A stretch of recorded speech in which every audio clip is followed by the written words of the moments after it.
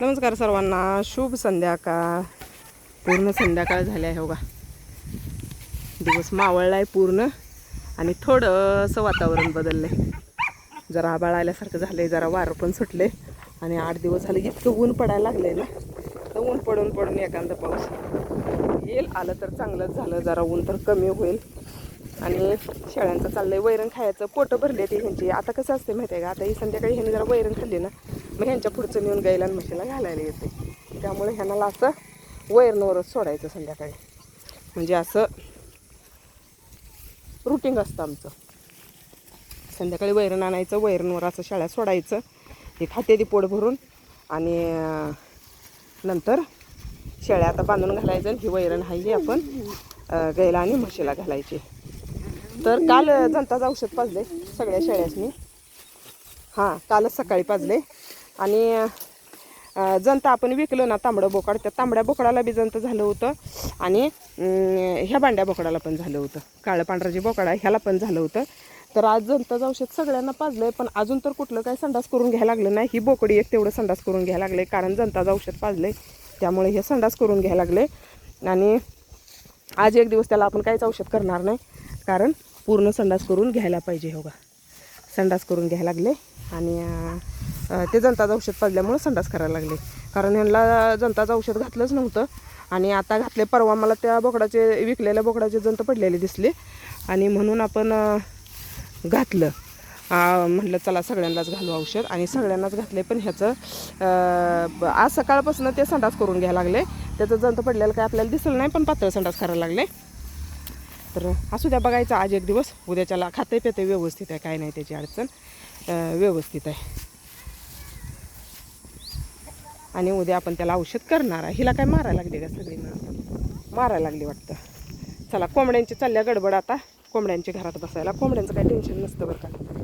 फक्त ह्यांचं अंडी विकायला जमायला पाहिजे, ह्यांचं काही टेन्शन नसतं. ह्यांची बसते ती आत, फक्त दरवाजा बंद करायचं, परत बाहेर येते ती, फक्त दरवाजा उघडायचं काम करायचं. तर ही आहे बघा प्युअर गावरान कोंबडा, आणि ही आत बसायला लागलेली ही प्युअर गावरान कोंबडी आहे. तर एक 4-5 आणले ती आपण प्युअर गावरान, आणि प्युअर गावरान करणार आहे. पण ती कोंबडा पण गावरान आहे बघा. आणि आपल्याला कमेंट आल्या की त्या गावरान कोंबड्या आहेत त्या का नाही, गावरान कोंबड्या एवढ्या मोठ्या होत नाही त्या. तर होत नाही त्या बरं का. आता त्या ज्या आहेत त्या गावरान कोंबड्या नाही, त्या क्रॉसमध्ये कोंबड्या आहेत, त्या डीपी क्रॉस कोंबड्या आहेत, त्या डीपी आहे त्या कोंबड्या त्या. आणि ह्या आहेत त्या, ह्या कोंबड्या गावरान आहेत त्या बघा. हे बघा, ही प्युअर गावरान कोंबड्या आहेत. आणि कोंबड्या पण दोन कोंबड्या आहेत त्या, 2-3 कोंबड्या आहेत त्या वाटतं. 3 कोंबड्या आहेत आणि 2 तलंगा आहेत त्या वाटतं.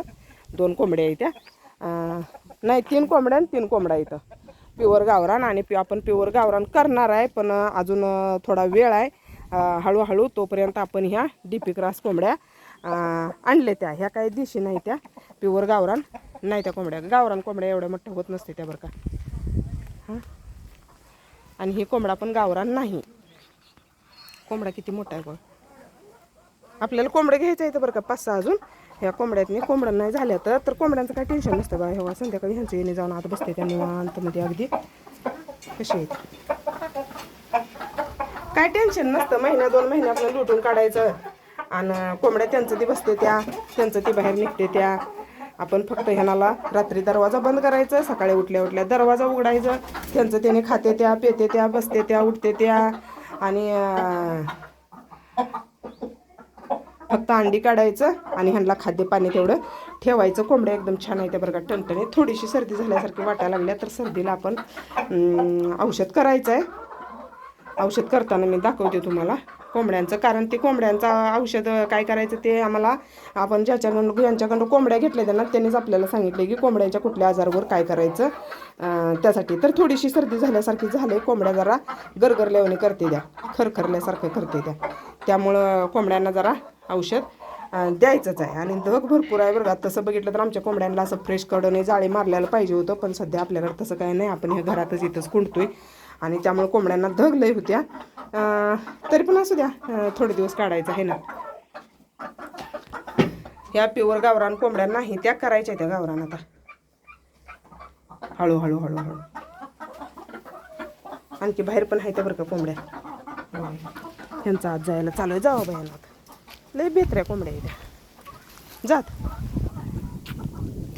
काय टेन्शन नसतं कोंबड्यांचं फक्त आहे ना, आपल्याला कसं शेळ्या केलं म्हणजे टेन्शन नसते, आपलं पिल्ली बाजारात न्यायचं नाही, व्यापारी येतोय विकायचं. पण कोंबड्यांचं आहे ना, आपल्याला लगेचच मार्केट कळत नाही. म्हणजे आपण अंड्यासाठी जर केलं तर अंडी कसं विकायचं. आता बघा बाजारात अंडी उन्हाळ्यात लई स्वस्त झालेली असते ती, मग तेवढ्या स्वस्तानं अंडी जर घातलं की नाही आपल्याला नाही परवडत. त्यामुळं अंडी विकायचं कळायला पाहिजे.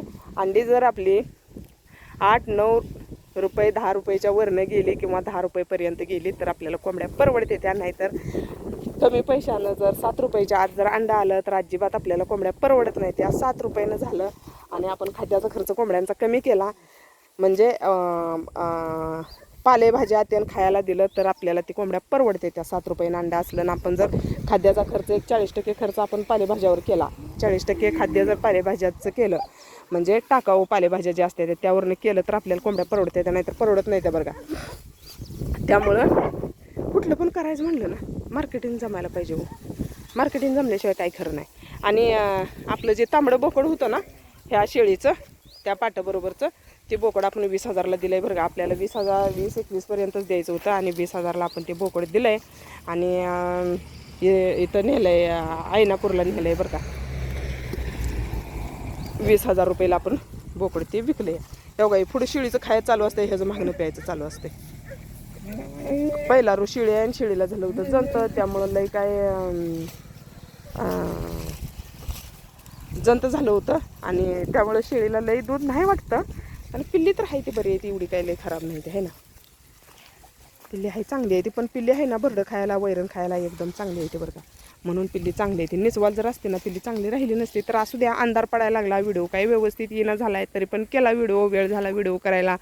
कसा वाटला व्हिडिओ सगळ्यांनी सांगा. सगळ्यांनी व्हिडिओला लाईक करा, शेअर करा, नवीन असलेल्याने सपोर्ट करा. आणि पांढरी पाट गाभण आहे का आत्ता तर वाटतंय का सांगा. बघा कोणाला येड्याला कळेल की गाभण आहे का नाही ती पाट आहे ना. आपण तर शाणी माणसं आहे.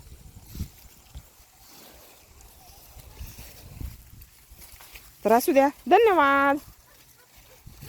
थांबा लांबने फोटो काढते यांचा है ना. थांबा थांबा थांबा थांबा थांबा थांबा. इकडून काय फोटो काय व्यवस्थित येणं झाला आहे.